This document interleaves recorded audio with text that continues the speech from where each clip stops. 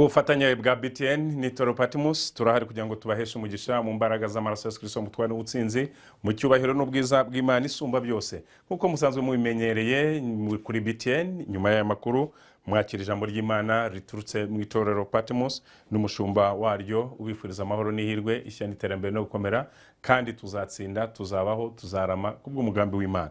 Ndizera rero ko aho muri mu ntara zitandukanye z'iki gihugu no mu murwa mukuru wa Kigali, aho muri Europe, Amerika, Asia ndetse n'ahandi hatandukanye, Imana ikomeze ibarinde, ibahe umugisha, ibahe ibyo mwifuza, abazadukurikirana ari ku manywa, abadukurikiranye ari nijoro, mwese ibihe byiza kubw'umwami wacu Yesu Kristo. Amen. Ntatinze rero turaganira ku ijambo dusanga mu gitabo cy'ibyakozwe n'intumwa, igice cyaho cya 3, murongo wa mbere, turaza kurangiza ku murongo w'10. Ibyakozwe n'intumwa, igice cyaho cya 3, turasoma umurongo wa mbere, turangirize ku w'10. Petero na Yohani bakiriza ikirema ku irembo cyangwa se ry'urusengero. Nuko Petero na Yohani barazamuka bajya mu rusengero mu gihe cyo gusenga. Hari cyo saa 9, hari umuntu wavutse aremaye ibirenge, yarahekwaga agashyirwa ku irembo ry'urusengero ryitwa Ryiza kugira ngo asabirize abinjira mu rusengero. Abonye Petero Yohana binjiye mu rusengero, arababaza ngo bamuhe, arabasaba ngo bamuhe. Petero na Yohana baramutumbira. Petero aramubwira ati, uturebe. Abitaho agira ngo ahari cyo bamuha. Petero aramubwira ati, ifeza, izahabu ntabyo dufite, ahubwo icyo mfite ndakiguha mu izina rya Yesu Kristo w'i Nazareti, haguruka ugende. Maze amufata ukuboko kw'iburyo, aramuhagurutsa. Uwo mwanya ibirenge bye n'ububombo mpari birakomera. Arabadanduka, arahagarara, aratambuka, yinjirana nabo mu rusengero, atambuka yitera hejuru ashima Imana. Abantu bose babonaga agenda ashima Imana, baramumenya ko ari we wajyaga yicara ku irembo ry'urusengero ryitwa Ryiza asabiriza ngo bamuhe. Barumirwa cyane, batangazwa n'ibimubayeho. Amen. Mwuka wera asobanura ijambo kandi urihagararemo, uryakira wese rimugire umumaro mu izina rya Yesu. Amen. Amagambo dusomye atari magufi, nanone atari maremare ku buryo bukabije, ni inkuru ya Petero na Yohani n'uwari ufite ubumuga bwo kuremara cyangwa se uwo bise ikirema hano mu buryo bwa Bibiliya. Uyu muntu ntago bavuga imyaka, ntibavuga se, ntibavuga umuryango we, se na nyina birumvikana, cyangwa abavandimwe we. Gusa bagaragaza ko abiwabo bamuzanaga ku rusengero agasabiriza. Byumvikana ko umuhahanwa yabaga abonye yawujyanaga ku bamuzanye ku irembo ry'urusengero. Ibyo asabye cyangwa ibyo yahawe byahabwaga babandi bamuteruye, byumvikana ko bamuhahiraga ibyo akeneye. Ubuzima kumva n'ubwo ngubwo. Ntekereza ko mu butumwa tujya tuvuga abantu benshi batandukanye, biragoye cyane gufokasinga kuri abantu tubona ku mihanda basabiriza. Abenshi bafokasinga kubishoboye cyangwa abandi izindi groupe runaka ziri mu buzima runaka, bwabo bwa kinyeshuri, bwabo gisirikare cya gipolisi, abantu bari hamwe cyangwa bwa communauté. Mbese ureba abantu bari hamwe bikakorohera kubegera ubagezaho bwa butumwa. Aha rero Petero na Yohana ntekereza ko nabo bahaguruka bava aho bari baraye buzura imbaraga z'umwuka wera. Murabizi ni igihe cya Pentecote, aho bamaze iminsi igera kuri 50 bategereje Yesu. Yari yababwiye ati, mugende mu murwa murindire aho nzabasanga.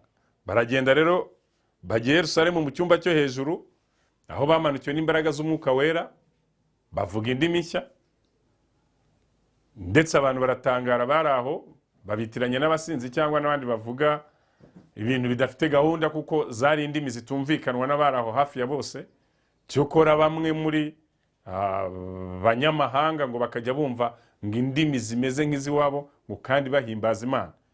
Batisaba abantu ko batize ngo bagere muri biriya bihugu bamenyeyo izo ndimi ibi bavuga babikuye.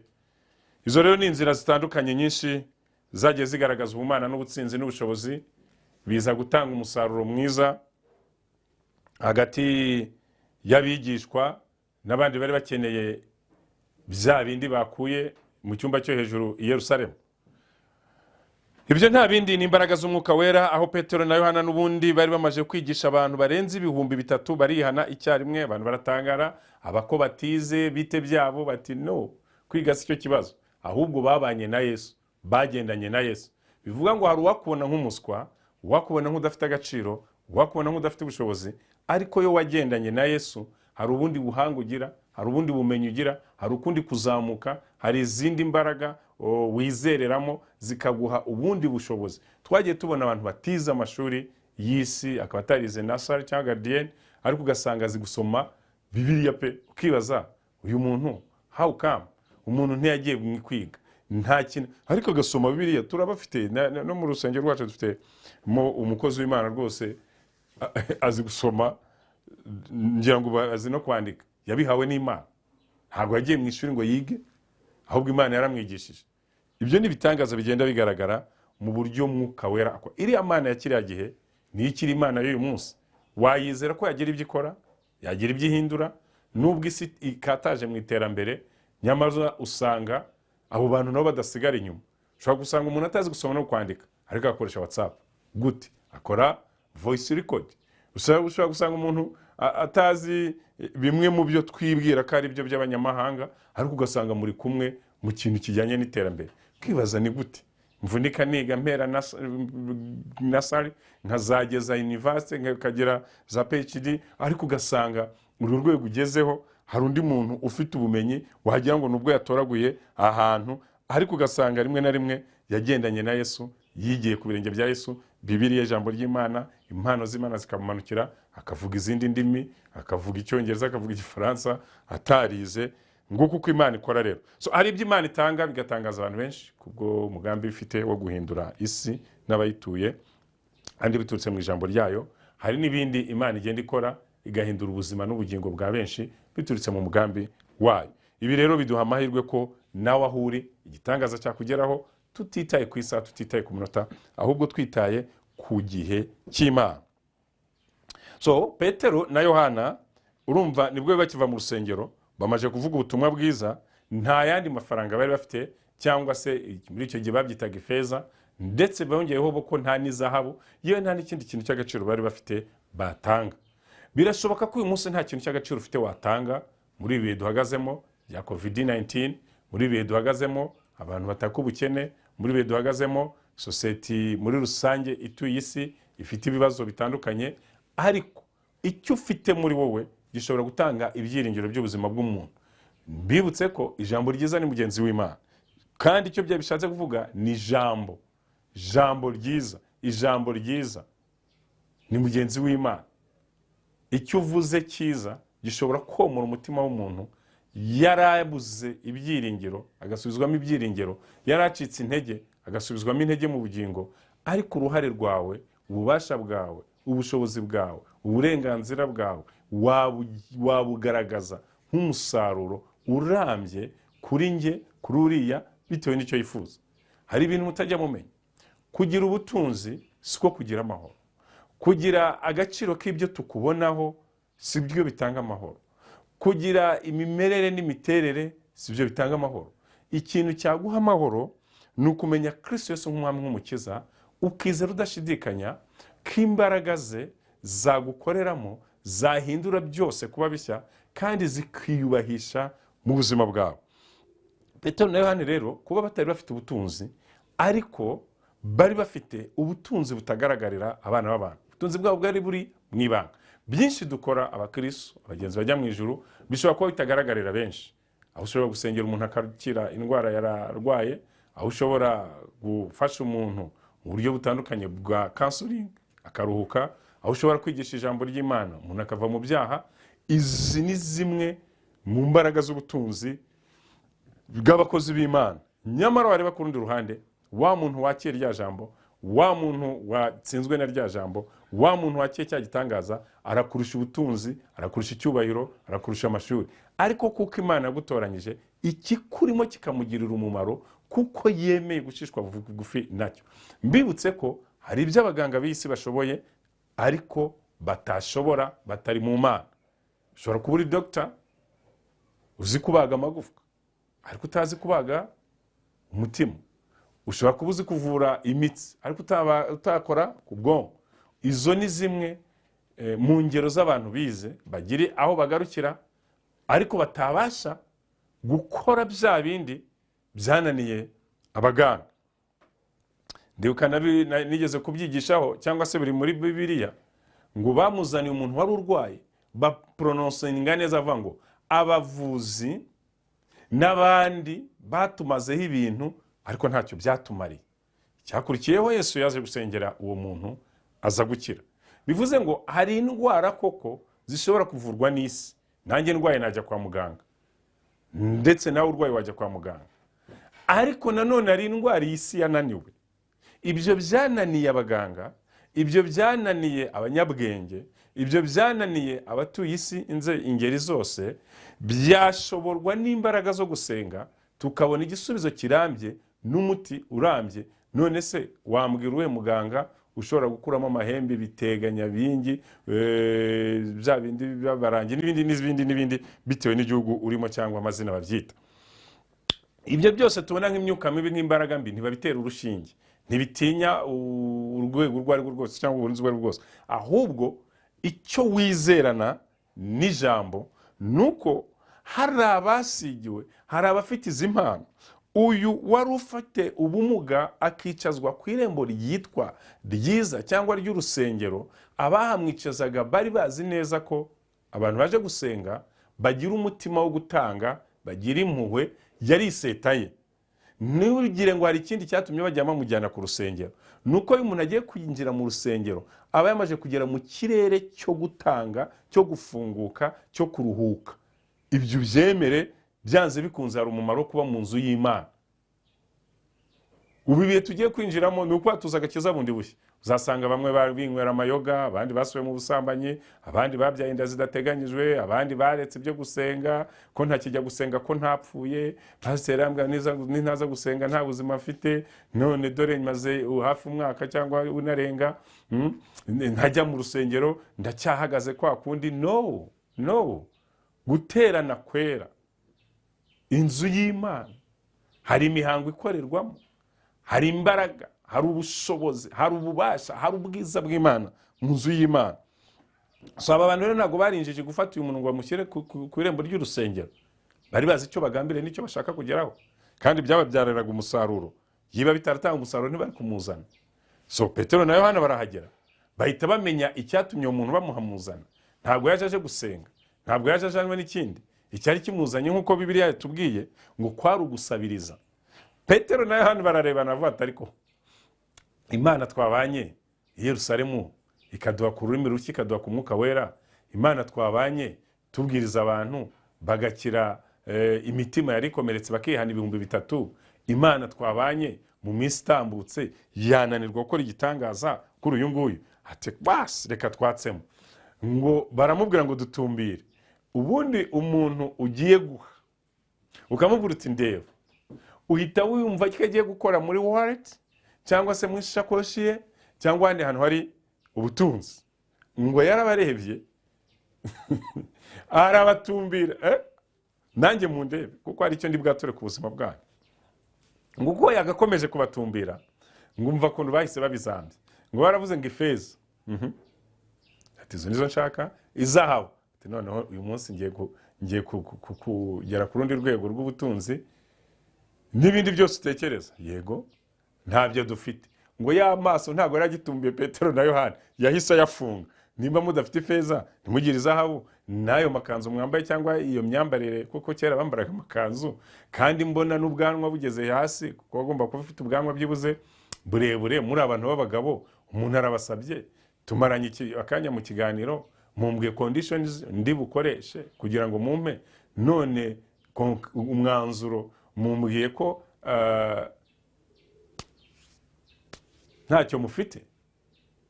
Ngo biramubabaza acika intege. Ngarongera ngo ariko iri jambo ariko haba hari ikibaje kuba givuyeho, gishobora kuba cyari cyiza cyangwa kibi. Iyo umuntu akubwiye akavuga akongera ukumva agikizaho ijambo ngo ariko, ujye umenya ko agiye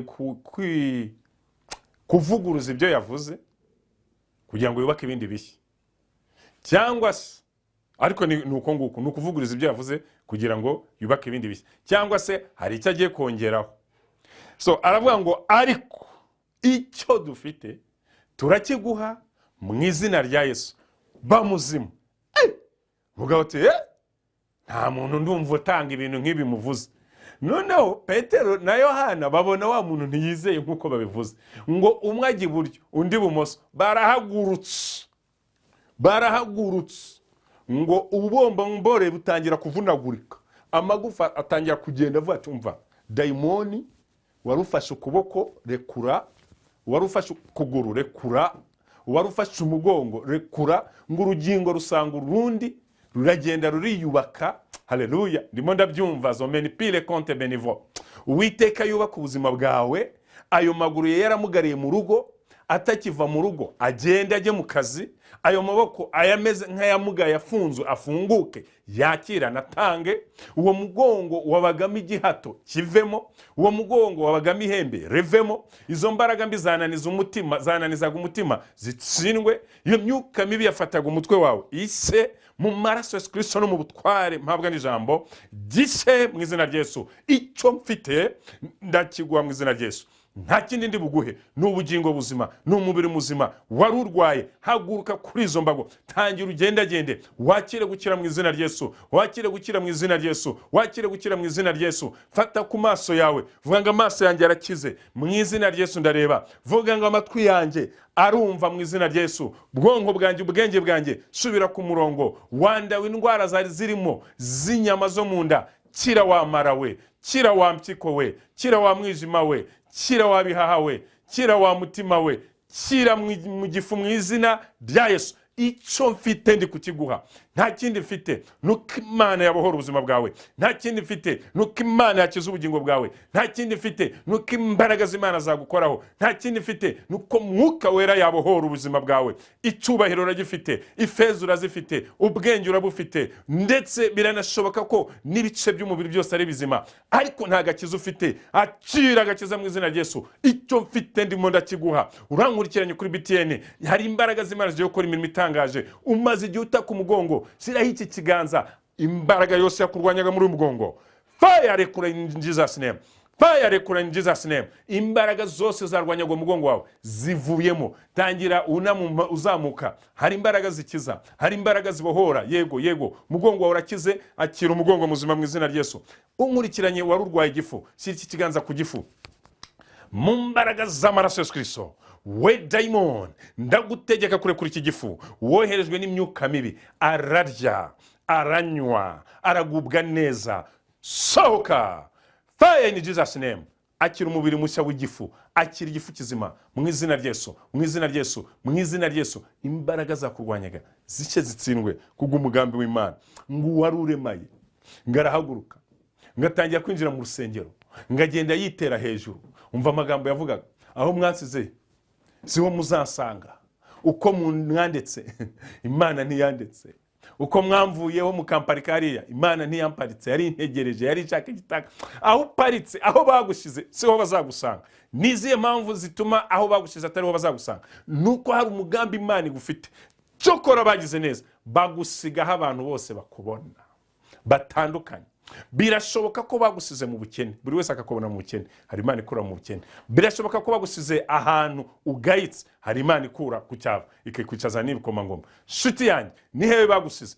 Bagusize mu bupfubyi, bagusize mu mfakazi, bagusize mu bugumba, bagusize mu bugaragu, bagusize mu buzima bubi, ariko Imana yambwiye ngo nkubwire ko aho bagusize atariho bazagusanga. Uzazamuka bareba, uzagenda bareba, uzabyara bareba, uzakora mariage bareba, uzatera imbere bareba, kuko hari icyo Imana igufiteho umugambi wayo. Igihe cy'amashimwe ni iki? Igihe cyo gutera imbere ni iki? Igihe cyo kubyina intsinzi ni iki? Igihe cyo kuvuga ko Imana igira neza, igihe cyo kuvuga ko Imana itabara ni iki ngiki. Nk'uko byagiye biba mu rusengero rwa Patmos, nanone reka tugereyo urebe benshi bagiye babohoka, Imana ikabaha ubuzima mu izina rya Yesu. Twagiye gushaka Imana n'umutima wawe byose nibyo bitumye Imana yishakira igitambo. Uhereye umunsi ntwongere kurira, kuko Imana igukuye Goliyati imbere. Amen.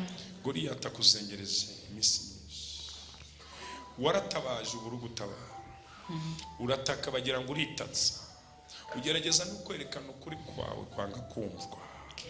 Ariko uhereye umunsi Imana Data ije guhoza amarira warize, kandi ugiye kumva wumvirwe. Wihaye ijambo nawe uri mwaka, baguhatse ijambo mu byawe, uteshwa agaciro n'iyi si, ariko isi yakwanze ubwe yaragukunze, niyo mpamvu atakuretse. Dore arambwiye ngo de par mon sens de fille kutavo uri de sens et de contavo, uratabawe kandi urarengewe. Muri by'urubyaro arabyikoreye kandi arabirangije. Amen. Ibyawe byayobeye abaganga. Miss et tout développé kota la mene kose de chai de fo me aya docent devo uri mu minsi y'inyongezo, ukabasinya kupfuye byarangiye. Uri muranyumva? Uwiteka Imana ari kumbwira ngo ubwo utapfuye kiriya gihe agufiteho umugambi.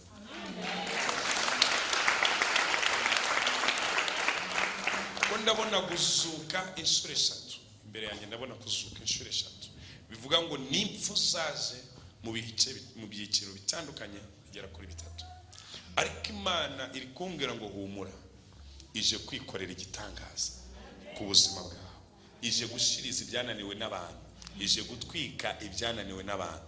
Kandi do sens et tout avec etara soketivo menekota shi defo ifite pièce abantu badafite, kandi yishyiramo neza, ni cooperation igakunda. Para saketevo me dorebo saketevo adopidevo, imyuka yose yakurwanya gitsindwa. L'essence de pidefo, uravuga ngo Mana nunyiza nge nzagukorera, nta n'ikindi kintu nzakora, nzagukorera. Imana yumvishe gutaka kwawe. Hari baruwa yihuse ije yasimwe kandi byemejwe, nta wiyusubiza inyuma, basubizwe inyuma kenshi, ariko uyu munsi wigiye imbere. Amen. Uko ugenda wigira imbere ni kuri gusatira kiriya gisubizo. Bari muvuga ngo Mana ko mbona imyaka incitse none bigenze ne. Imana irambwiye ngo ntagira gucika, uracyafite kurama igihe cyo kuva muri isi nikiranye. Kandi uko iguhaye kurama niko ije no kugutabara. Kandi uko ije kugutabara niko iguhaye Hallelujah. Inkota Hallelujah. yo gusenya imigambi y'umwanzi. Amen. Ndabona umuntu mu muryango, uyu muntu yakubereye, sinzi uko ndibivuge, ni umutwaro. Kuryama ni ubona, kubyuka ni ubona, ukeneka Imana igira icyo ikora ku buzima bwe. Imana irambwiye ngo igihe cyo kuva ku isi uwo muntu nikiragera, ahubwo ije kumuha ubuzima bushya. Amen. Ntutinye. Hallelujah. Nukurwa umutima n'ibyo wabonye, uzabona n'ibindi, Amen. ariko uburezi bukuriho. Yesu w'i Nazareti, uhereye umunsi uhindura amateka y'umubyeyi, umukiza akagahinda ko mu mutima, umuhe nawe kunezerwa, anejejwe nawe. Bibe bityo mu izina rya Yesu. Amen. Uramenye ibyo wasize muri mama we, nawe n'uyu mwana umukuremo ibyo wamushize. Urakuramo iki ubwo? Aya maguru nohereje mu murama w'amasoso nyuko yose kurwanya gitsindwe mu izina rya Yesu. Amen. Zamura ya kakaboko k'iburyo, umwuka w'upfu gutanye kwifata umunwa wazo, genda rega wagize umwuka w'urupfu maze igihugu ngwino kwanza. Zamura kuboko kwa niwe ufite amaboko, zamura nawe. Simwe mu mwaruve mufuka kurenza abandi, hari abantu baba baraducitse. Uko wacitse urupfu niko nawe ugiye kurutwika, uko wacitse urupfu niko nawe ugiye kumutwika. Uko uzamuye iki kiganza gihinduye umuriro, gihinduye umuriro, gitwika abarozi, gitwika abadayimoni, cyica imyuka mibi. Mweto Imana irambwiye zo kile tansa vekote rabo sansi defo retase ede konta idefo haburi iminsi itatu ngo ubyare nibwo ayo mahano yari kusa. Nawe wabyiyumvagamo ukavuga ati ariko nibyo cyangwa n'ubwoba nibyo.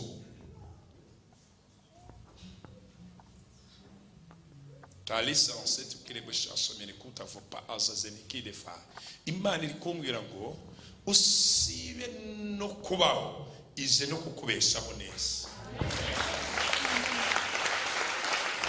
Ntiwongere kugira ubwoba mu kubw'umutima, kuko Uwiteka Imana yumvishije umurindi ukomeye aba badayimoni barwanyaga ubuzima bwawe, aba barozi baguhagurukiye, aje kuguha ihumure riganje kandi akoze igikomeye ku buzima bwawe. Waje kuvuga ngo uyu munsi nkeneye ko Imana imvugaho numva ubuzima bwanjye niba koko buriho. Si bikoko biri? Niko biri. Imana irambwiye ngo buriho. Itegure ubayeho uzabaho. Lera sansegotivo payi desande betekotevo. Uratinya ubuzima bubi, uwo muri Imana ibugukuyeho. Dore kera kubaho. Mera tashe ede conseil de faux pareil bosiketevo. Izi nzozi ntuzongera kuzibona ukundi, zikuweho. Tuvuge amen. Imana irambwiye ngo ugiye kuzakora akazi gatuma uhura n'abantu benshi kandi bazajya banyura imbere yawe. Mbese ni imigisha igiye kuza. Amen. Ni ukuvuga ngo uzajya uricaye yizire sha wewe uri inyuma ye. Aba bantu bose bazajya bakunyura imbere ni umugisha Imana iguhereye mu bantu. Hari ukuntu Imana iguhesha umugisha mu mabuye ugahita ucuruza koruta cyangwa zahabu, ariko Imana irambwiye ngo umugisha uri mu bantu kuko uzakora ibintu byagutse bituma uhura n'abantu. Aba bantu rero uko bazagenda banyura imbere yawe bazajya basize akantu. Amen. Ndabona ubucuruzi imbere yawe, ndabona ubucuruzi imbere yawe. Amen. Imana igufungura ibifatika. Amen. Kandi utuze ishize ku murongo iby'urugo rwawe. Yemera uzamure ibyo biganza byawe. Ndavuga uyu nguyu gusa. Inyenyeri y'ubutunzi yenda igaruye. Satani rekura amaboko ye rekure ikiganza cye. Do fire kiri kure icyo nyine. Pakatas elegons. Amapingu amuziritse ndayaciye. Do yaziritse amaboko yose yazirikiye inyuma. Urabikuramo ntubikuramo? Urabikuramo? Fire! Kuramo ibyo waziritse muri uyu mwana w'Imana. Bikuremo byose. Agomba gukora, agomba gutera imbere, agomba kugubwa neza, agomba kugira imigisha. Wowe waziritse waribeshye. Ngaho rekura.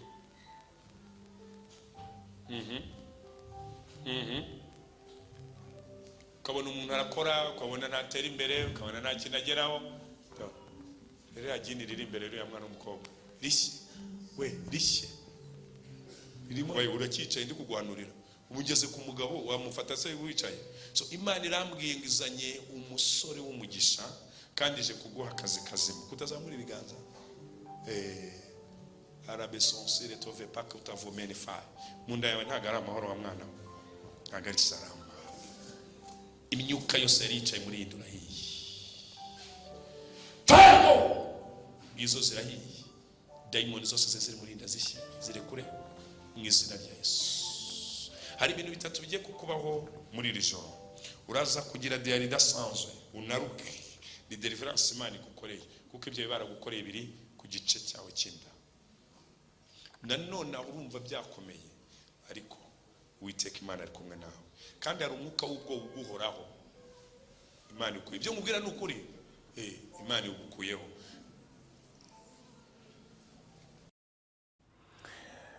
Shalom shalom, nkuko mumaze kubibona rero hari imbaraga z'Imana zibahora kandi zikiza. Ndizera nawe ko ari Imana igiye gukora ku buzima bwawe kuri uyu wa gatandatu, kuri uyu mugoroba, kuri BTN ndetse n'umuhanuzi w'iteka abari imbere.